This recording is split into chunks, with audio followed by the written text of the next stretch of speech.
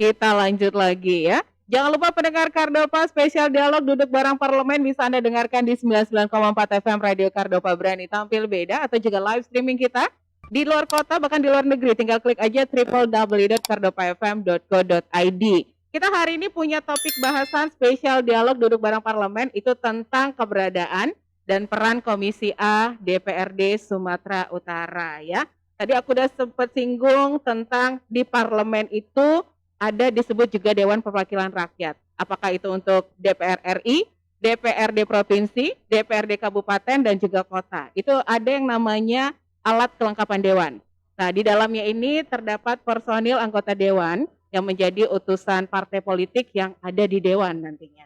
Alat kelengkapan Dewan ini salah satunya adalah komisi-komisi yang bekerja untuk merespon dan menerima aspirasi masyarakat yang nantinya ini akan dibicarakan atau disampaikan ke counterpart atau partner kerja dari pemerintah. Kalau di DPRD Sumatera Utara itu ada Komisi A, B, C, dan juga E, yang masing-masing ini punya struktur organisasi, pastinya ada ketua, ada wakil ketua, ada sekretaris, dan anggotanya. Dan saat ini saya sudah bersama Ketua Komisi A DPRD Sumatera Utara, ada Bang Muhammad Andri Alvisa BA Hans, nyebutnya gitu ya. Assalamualaikum. Waalaikumsalam. Gimana kabar hari ini? Enaknya manggil Bang Andri atau panggilannya apa nih? Abang sih ya kayaknya. Abang Andri. Enak ya. Abang apa? Abang aja, Abang. Abang Andri. gitu. Abang Andri ya. Gimana kegiatan hari ini, Bang? Ya, alhamdulillah nggak terlalu padat sih hari ini. Sama karena nggak terlalu padat tuh karena ngosongin jadwal buat podcast bareng Kardopa aja. Khusus buat Kardopa ya. Khusus buat Kardopa. Hari ini kita spesialin buat Kardopa. Mantap kalau gitu, Bang. Kita lanjut nih ya. Ini kalau ngomong-ngomong tentang Komisi A dari DPRD Sumatera Utara. Ini aku pengen tahu dulu nih pandangan dan komentar Abang nih tentang DPRD Sumatera Utara itu kan sebagai rumah besar rakyat Sumut. Ini dalam menyampaikan dan menampung aspirasi rakyat Sumatera Utara. Pendapat Abang sendiri bagaimana ini?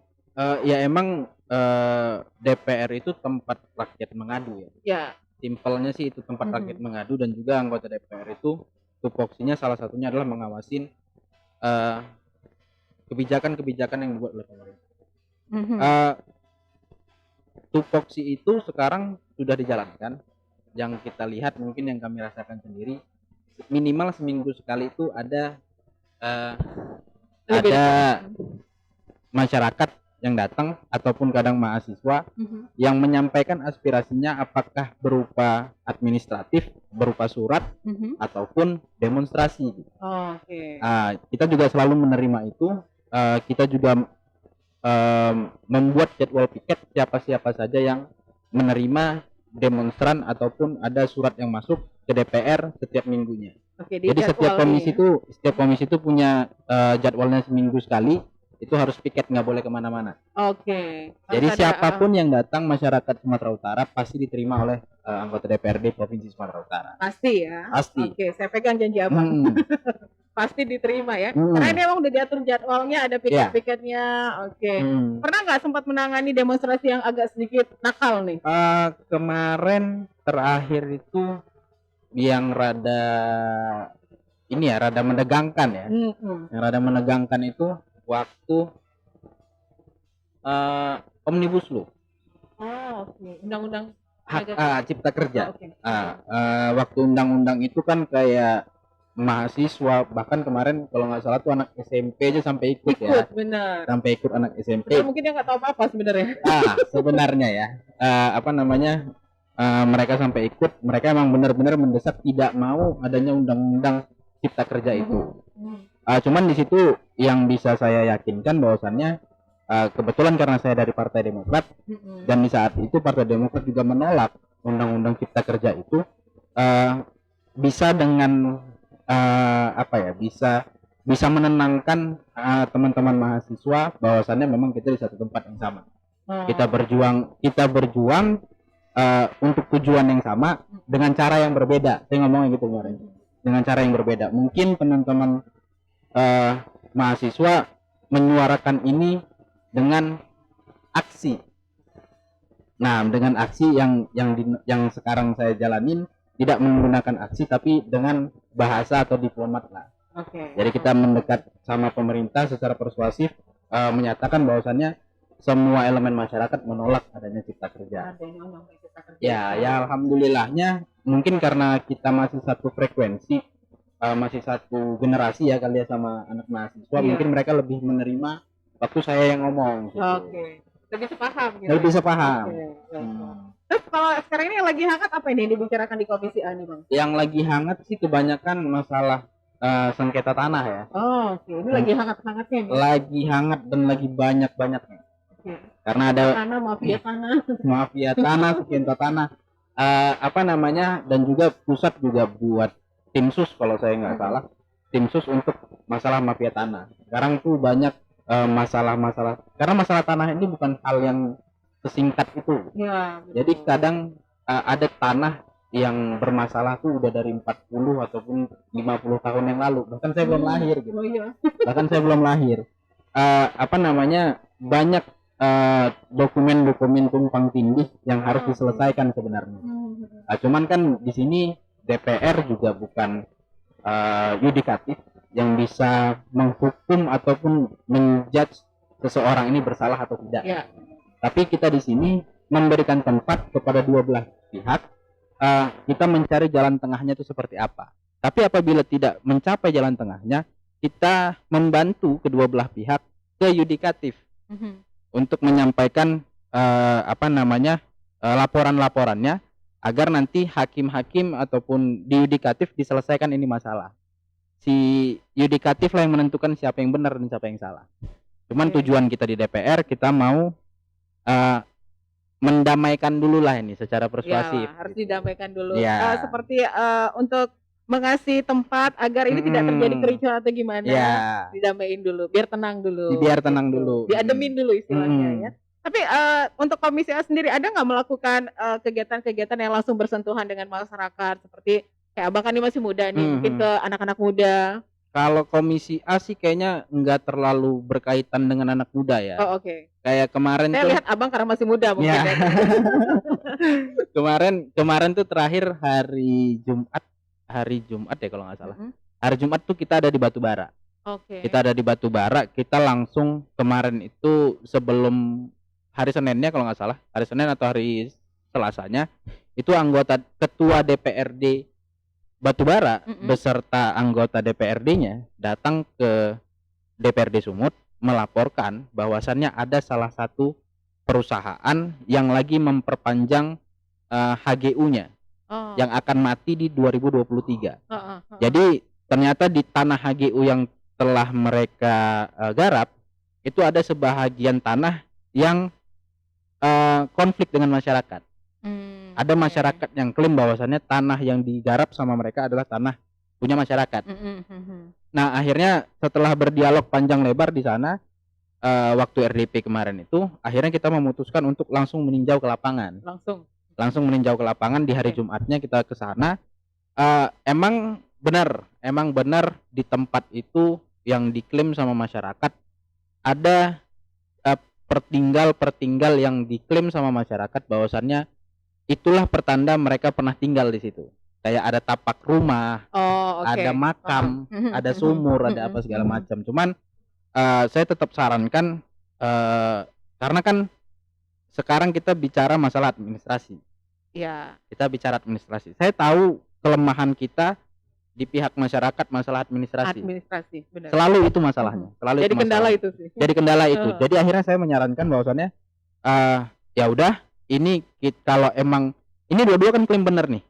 Si masyarakatnya klaim benar, si perusahaan juga klaim benar.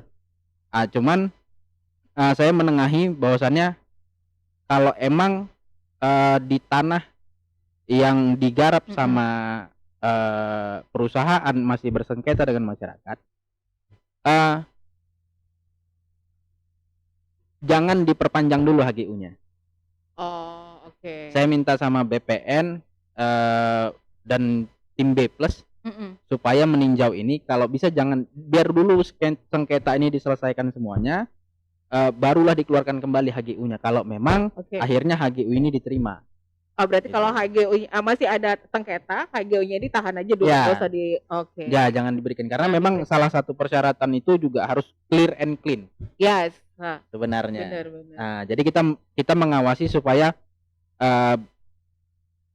apa ya, yang terkait dengan pengesahan HGU ini benar-benar clean and clear lah. Jadi jangan nanti karena kan ini HGU ini kan usianya 25 sampai 35 tahun. 35 tahun.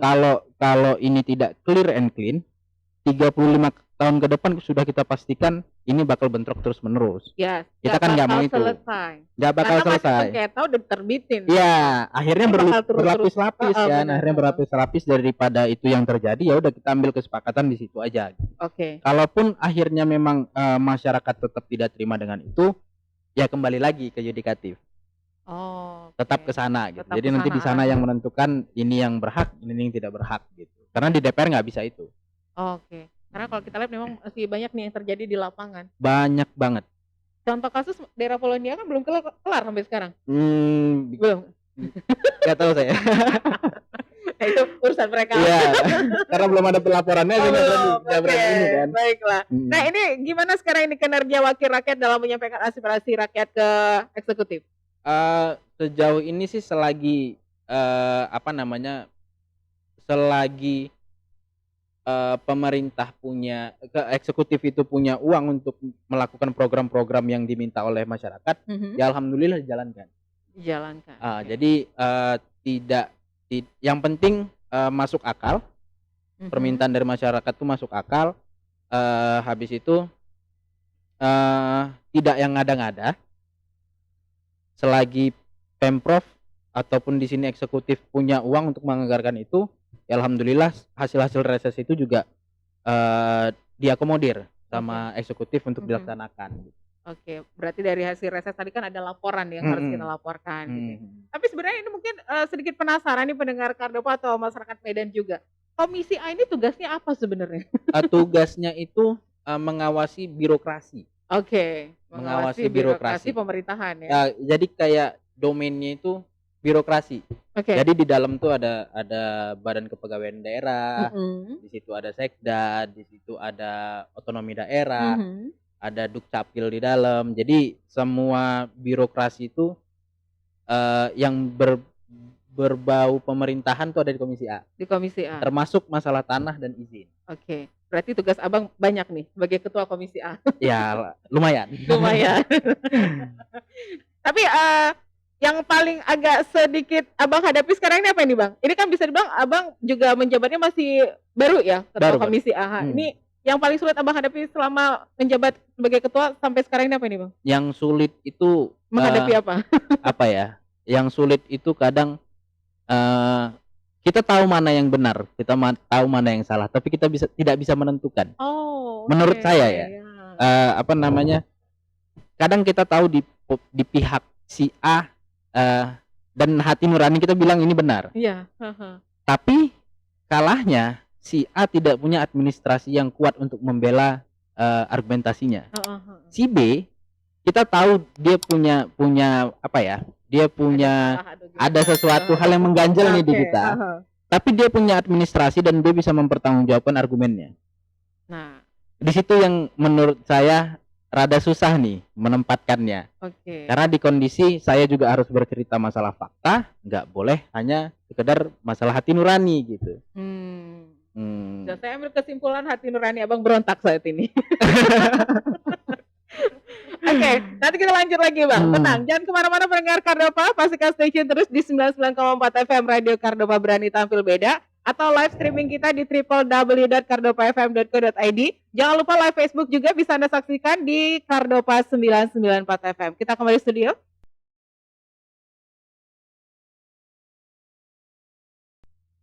Baik pendengar Kardopa, kita lanjut lagi spesial dialog duduk bareng parlemen langsung live dari ruang Komisi A DPRD Sumatera Utara. Masih bersama Bang Andri ini. Kita tadi udah sempat singgung tugas Komisi A itu sebenarnya apa. Nah ini aku pengen tahu bagaimana keberadaan dan peran Komisi A di DPRD Sumatera Utara. Kalau kita tahu tadi DPRD ini kan bukan eksekutor ya, tapi bisa mengawasi, bisa merekomendasikan. Nah, tapi sebenarnya sejauh keberadaan dari peran kekinian dari DPRD Sumatera Utara untuk Komisi A ini gimana nih?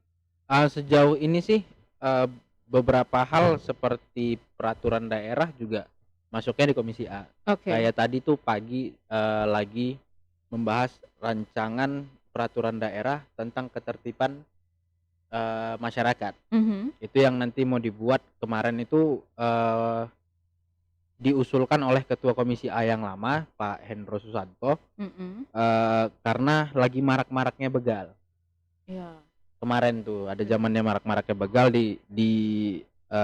diusulkan ada perda yang mengatur tentang tata tertib masyarakat gitu. Karena semua masyarakat Sumatera Utara berhak hidup dengan damai dan tentram. Iya dong. Dengan dasar itu kita buat rekomendasi adanya perda tentang ketertiban masyarakat. Salah satu yang masuk ke Komisi A juga itu. Juga perda-perda ya termasuk, tapi kalau sejauh ini sih yang saya jalanin ya mungkin ada sekitar setengah tahun saya jadi ketua Komisi A. 80% sampai 85% tuh aduan tentang tanah yang selalu masuk ke Komisi ya. A. Berarti memang lagi kekinian banget nih, lagi hits banget kayaknya. Masalah tanah. Okay. Selalu itu sih yang dihadapin. Oke. Ini kalau untuk personilnya berapa banyak nih di Komisi A ini, Bang? Di 16 orang. Di Komisi A itu ada 16 orang. Ada satu ketua, saya sendiri, wakil ketua 1, sekretaris 1, 13-nya lagi anggota. Dari lintas fraksi. Cukup lumayan banyak juga. Lumayan. Tapi kalau untuk hal-hal atau masalah yang menjadi yang dibidangi nih untuk ruang lingkup job desk-nya sendiri. Apa ya? Ini menyangkut masalah-masalah yang krusial tetap itu sih.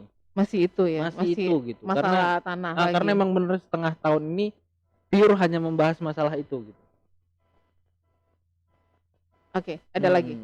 Itu sih kayaknya tetap masalah tanah itu, karena kayaknya lebih fokus di sana gitu. Orang-orang tuh tahu kenalnya Komisi A tuh ya udah ngurus tanah gitu. Kalau ada permasalahan sengketa tanah tuh Komisi A. Kalau saya sih ngelihat gambarnya sekarang seperti itu gitu. Masih tetap hangatnya masalah tanah ya. Kalau kita lihat sih pemerintah sendiri emang lagi fokus untuk menangani masalah-masalah tentang sengketa tanah, tentang mafia tanah. Ini kan masih banyak sebenarnya yang kita lihat masih banyak terjadi di lapangan ya, Bang ya. Cukup banyak nih. Kalau pemerintah sendiri ya kita yang mendesak sebenarnya. Kita yang mendesak, kita minta penjelasan. Setiap masalah tuh kita selalu minta penjelasan sama pemerintah dan aparatur pemerintah yang berkaitan tentang itu.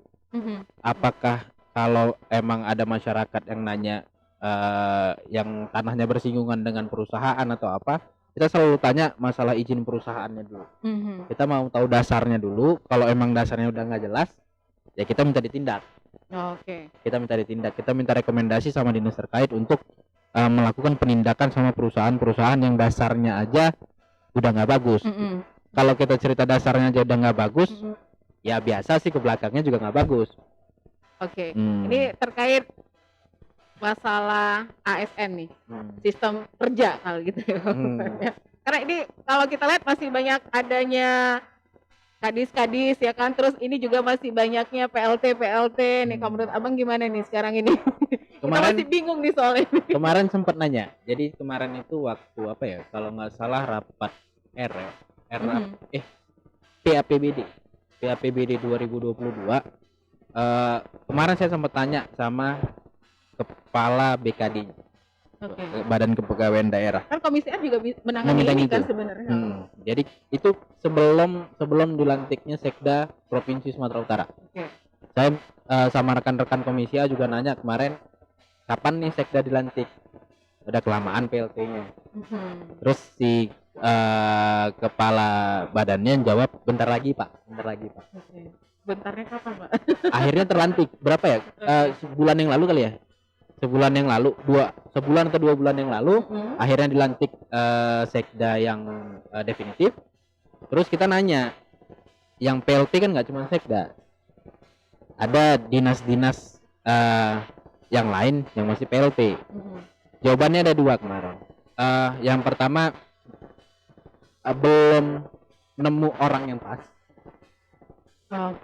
Yang pertama yang berkompeten di bidangnya masing-masing. Jangan kemarin sempat dipilih tiba-tiba mengundurkan diri. Ada yang kedua tuh ada merger. Jadi ada beberapa dinas yang mau dijadikan satu. Oh, mau dijadikan satu. Mau dijadikan satu, dilebur jadi satu. Itu alasan kenapa si dinas-dinas ini tuh masih diletakin PLT ataupun banyak jabatan-jabatan yang kosong. Ya. Nah, itu alasannya mau dilebur. Jadi kemarin kita dari Komisi A tuh mintanya sama Pak Kepala BKD, boleh nggak dituntasin sebelum masa Pak Edi Ramayadi sama Musara Jeksa selesai. Karena jangan sampai kepemimpinan mereka itu meninggalkan kesan pemerintahan yang belum kelar. Kita pengennya sebelum mereka kelar diselesaikan dulu ini, karena kalau saya nggak salah itu 2023 bulan 9 Pak Edi sama Pak Ijek itu selesai. Ya, sebentar lagi. Dan ada aturan pemerintah yang bilang 6 bulan sebelum dia turun dia nggak boleh ganti personil. Nah, jadi sebelum kita mendesak sebelum bulan 3 2023 ini nggak ada lagi cerita PLT. Kalaupun memang dilebur, secepatnya dilebur. Kalaupun memang masih PLT, secepatnya definitif. Itu yang kita dorong. Karena kalau memang PLT kan otomatis mereka juga ruang geraknya nggak bebas, masih sulit mau ngapain juga sulit. Karena kita masyarakat yang sendiri ini. Iya, benar. Ini termasuk salah satu contohnya Kominfo. Ini masih PLT. Masih juga. Tapi Kominfo, tapi katanya sembari semua juga, karena nggak pernah ada jawaban yang pasti ya. Selalu tidak pernah ada jawaban yang pasti. Tapi kita selalu menanti. Jadi kayaknya kita selalu kayaknya bilang, memberi harapan yang tak pasti nih. Maka kita selalu mendesak dan mengawasi apapun yang dilakukan sama mereka. Kalau emang mereka belum juga memproses masalah siapa yang mengganti yang definitif dan siapa yang PLT, ya kita terus buit gitu. Kita terus buit, Pak jalan Pak. Itu fungsi kita sih sebenarnya. Makanya selalu asal RDP kita panggil, kita selalu ingetin itu. Kayaknya harus digong dulu nih. Rambut rusak, cepet nih jalan. Tugas Komisi A ini.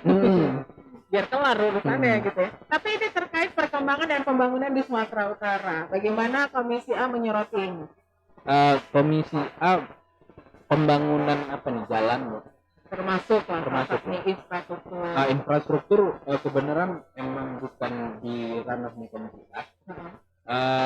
Apa namanya, nggak ada dinas yang terkait dengan infrastruktur ataupun pembangunan di Sumut yang jadi mitranya Komisi A.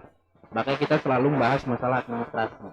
Jadi kalau Komisi A ini istilahnya nggak aspal sama batu bata, cuman kertas sama pulpen doang.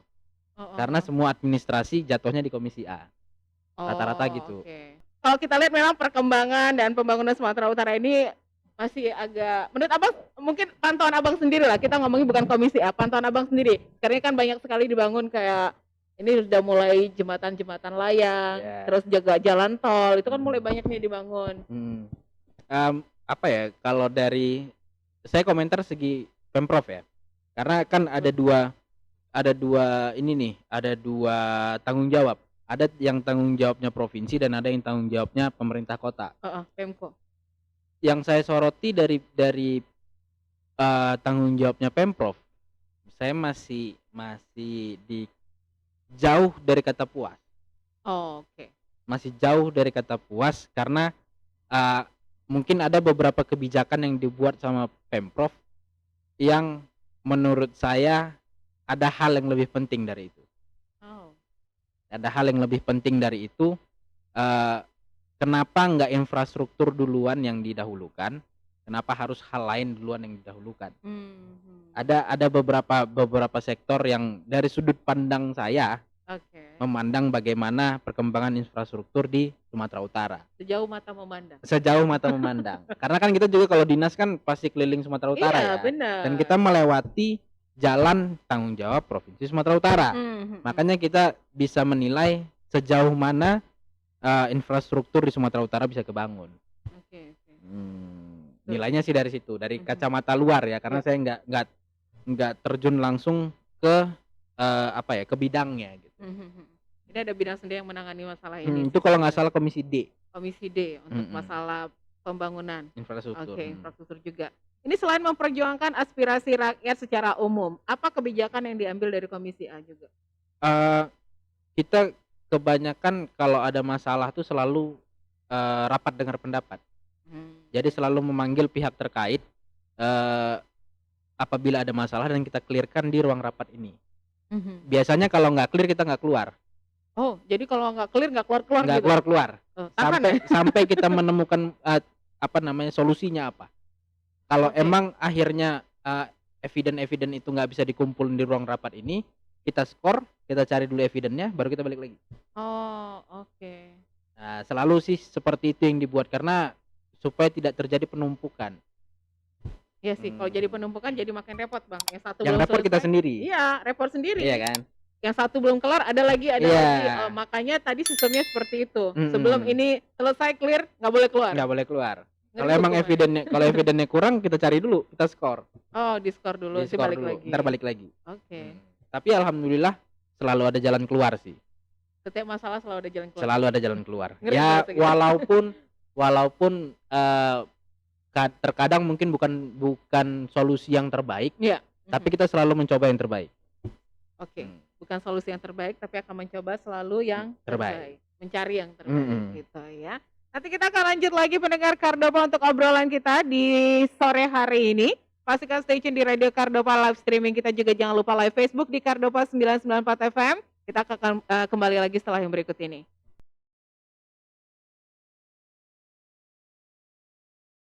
Baik pendengar Kardopa, kita masih di spesial dialog duduk bareng parlemen untuk sore hari ini. Masih langsung live dari ruang Komisi A DPRD Sumatera Utara. Jangan lupa untuk saksikan live kita di Facebook Kardopa 994 FM atau juga live streaming kita di www.kardopafm.co.id. Masih bersama Bang Andri ini.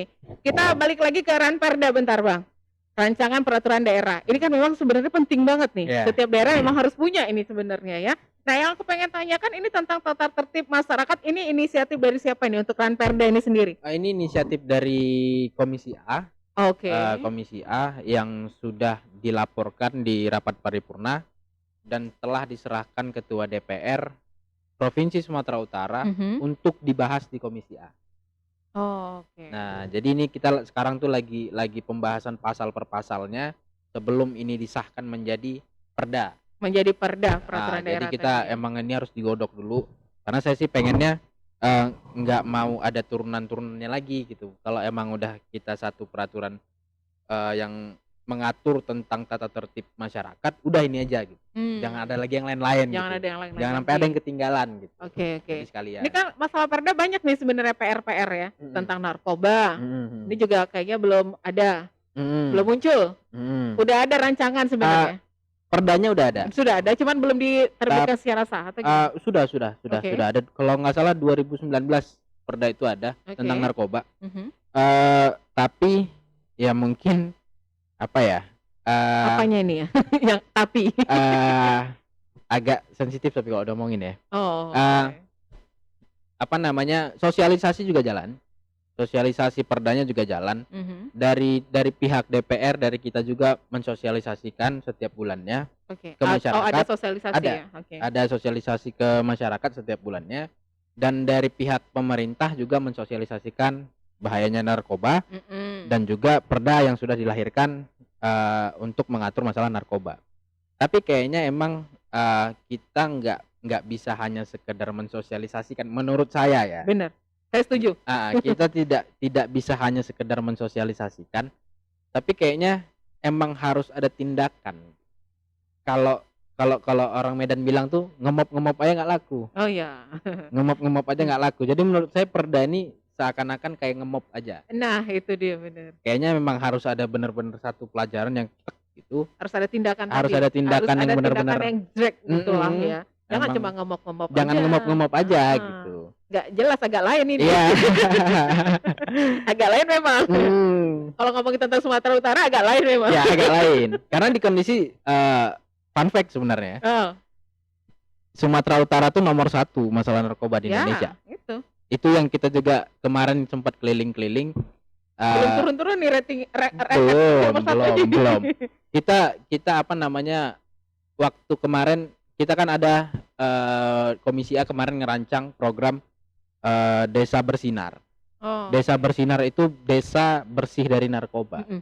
Jadi kita maksudnya tuh mau studi banding sama provinsi-provinsi lain, gimana cara mereka mengatasin peredaran narkoba dan pengguna narkoba yang ada di provinsi masing-masing.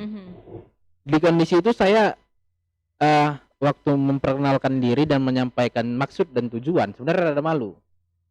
Rada malunya itu kita di konsep nomor 1 mau belajar ke nomor 2 ataupun nomor 3, nomor 4 dan selanjutnya gitu. Di kondisi kita malu karena kita sendiri tidak mampu mengatasi peredaran narkoba yang ada di Provinsi Sumatera Utara. Kita mau mencontoh mereka, ternyata memang bukan mereka gimana ya ngomongnya. Memang ternyata sistem kita di Sumatera Utara yang belum baik. Hasil kesimpulan yang saya dapatkan setelah sistem ada sistem di Provinsi Sumatera Utara yang memang belum pas untuk dijalankan. Jadi itu yang saya ambil ilmunya dari provinsi-provinsi lain yang nantinya mau kita terapkan di Desa Bersinar yang mau kita buat di bulan 11 ya. Kalau nggak salah tuh bulan 11 kita start awal di tahun ini kita mau deklarasiin ada 38 desa bersinar. Oke. Desa bersinar ini yang nantinya tujuannya memberikan aktivitas baru nih sama masyarakat sekitar supaya strateginya masih simpel. Strateginya kayak kita memberikan waktu kosong sama orang-orang supaya tidak pernah berpikir untuk menggunakan narkoba. Ini lebih mengedukasi. Okay. Jadi kita ngambil action nih sekali ini, nggak cuma nge-mob doang. Kita ngambil action, ya insya Allah bisa berdampak. Dan kita berharap di tahun depan kita nggak hanya turun di Provinsi Sumatera Utara tuh nomor narkobanya tuh turun, nggak hanya turun, tapi juga menjadi contoh sama provinsi-provinsi yang lain. Karena kita mampu turun dari rating 1 ke rating yang ke bawah gitu. Mungkin ya kita berharap ada provinsi-provinsi lain yang datang dan belajar sama kita gimana caranya nurunin ranking yang tidak diinginkan. Sangat tidak diinginkan. Kalau kita sekolah ranking 1 bangga. Ini kita ranking 1 nggak bangga gitu. Nggak bangga. Ranking 1 yang tidak membanggakan gitu. Tapi kalau menurut Abang selama ini kendalanya apa ini? Kalau masalah ini? Kendalanya yang dihadapi. Kalau kendalanya sih kayak ini ya, narkoba nih kayak aib. Narkoba nih kayak aib. Saya selalu bilang kalau kita cerita orang yang tidak kita kenal dia pakai narkoba, kita judge dia orang yang jahat. Tapi kalau itu kita balik, itu ada di dalam keluarga kita sendiri, kita tutupin. Bagaimana caranya nggak boleh ada orang yang tahu. Itu yang terjadi. Makanya menurut saya rada susah diberantas karena kita mau memberantas orang lain tapi diri kita belum tentu. Itu yang saya lihat ya sejauh ini karena mungkin pihak keluarga juga masih banyak yang menutupi gimana kita mau memberantas kan? Simple case. Ada ibu-ibu anaknya ketangkap pengedar narkoba. Dia jual sabu, anaknya ditangkap penjara. Si ibu mungkin rela jual rumah untuk anaknya keluar dari penjara. Itu simple ya. Itu simple. Itu yang maksud saya begitu itu masuk ke dalam keluarga kita lakukan apapun caranya untuk menutupi itu.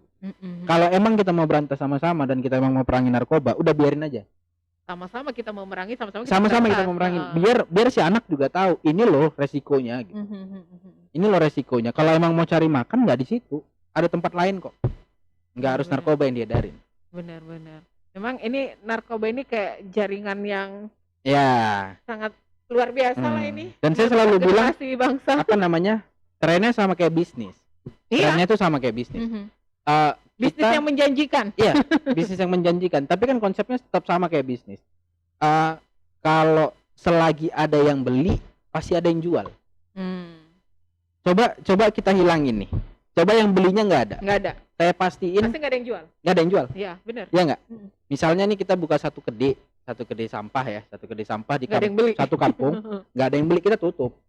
Benar. Ya nggak? Kita tutup. Tapi kalau ini rame, mungkin ke D1 bakal timbul ke D2, timbul ke D3, ke D4, ke D5. Dan itu yang terjadi sekarang. Oke. Masuk akal, Bang. Masuk akal. Tapi ya? mungkin gini, pihak keluarga melakukan apapun demi anaknya tadi mungkin karena ada rasa malu tadi. Ya kan? Ini Kak, seperti Abang bilang, lebih ke aib. Iya. Pasti malu dong anaknya seorang narkoba atau gimana gitu kan ya. Makanya ya saya selalu bilang itu ya, kita kalau kan banyak nih kalau reses kalau ketemu ke masyarakat tuh kayak ngomong sini banyak narkobanya, sini banyak narkobanya. Saya senyum, saya bilang kayak coba kita tes anak ibu, mau nggak? Tes urin. Jangan anak saya dulu lah. Gitu ngomongnya. Iya. Jangan anak saya dulu lah, yang sana tuh si anu. Jadi kita sebenarnya saling tahu nih. Kita saling tahu, tapi memang nggak ada yang mau berantas. Menurut saya masih menutupi. Belum lagi kita lihat transaksi narkoba juga masih banyak terjadi di lapas-lapas. Masuk ke pihak kepolisian. Nah, ini kan ada kolaborasi dengan kepolisian juga kan untuk tugas Komisi A ini?